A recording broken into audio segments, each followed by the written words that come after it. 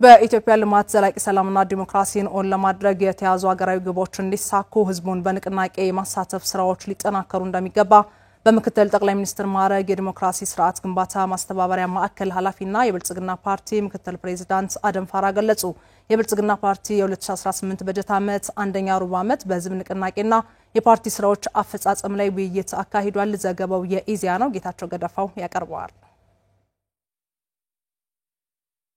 ፓርቲው አንደኛ ሩብ ዓመት ውይይት ላይ በዘርፎች የተከናወኑ ተግባራት የተገኙ ውጤቶችና ቀጣይ የትኩረት አቅጣጫዎች ላይ ውይይት ተደርጓል። በምክትል ጠቅላይ ሚኒስትር ማዕረግ የዲሞክራሲ ስርዓት ግንባታ ማስተባበሪያ ማዕከል ኃላፊና የብልጽግና ፓርቲ ምክትል ፕሬዝዳንት አደም ፋራ በውይይቱ ማጠቃለያ ላይ እንዳሉት ዘርፎች በሩብ ዓመቱ ያከናወኑ ስራ የሚበረታታ ነው። የተሻለ አፈጻጸም ማስቀጠል፣ ክፍተት ያለበትን ለመሙላት ርብርብ ማድረግ ይገባል ያሉት ምክትል ፕሬዝዳንቱ ወጥ የሆነ አፈጻጸም እንዲኖር መስራት እንደሚገባም አጽንኦት ሰጥተዋል።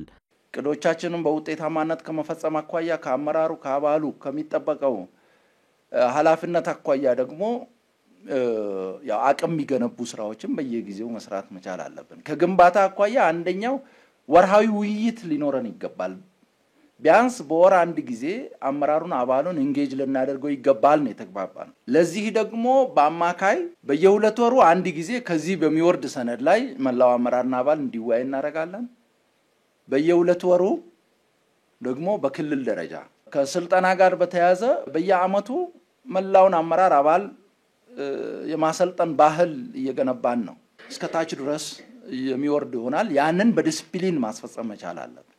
ተተኪ አመራር የማፍራት ጉዳይም ሌላው የትኩረት አቅጣጫ ሊሆን እንደሚገባም አስገንዝበዋል።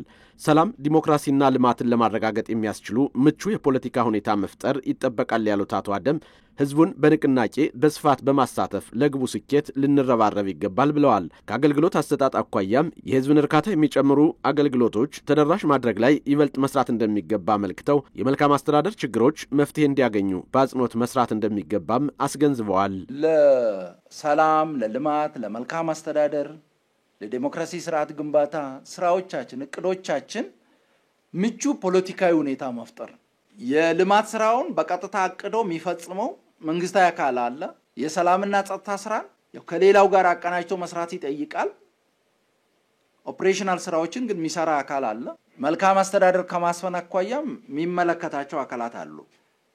አሁን በዚህ በፓርቲ ኦፊስ በዚህ ዘርፍ የሚሰራው ግን ለነዚህ እቅዶች መፈጸም በተለይ በውጤታማነት መፈጸም ምቹ ፖለቲካዊ ሁኔታ መፍጠር ነው። ለዚህ በንቅናቄ የሚፈጸሙትን ንቅናቄውን በማስተባበር የማቀጣጠል ሮል ነው የሚኖረን ማለት ነው።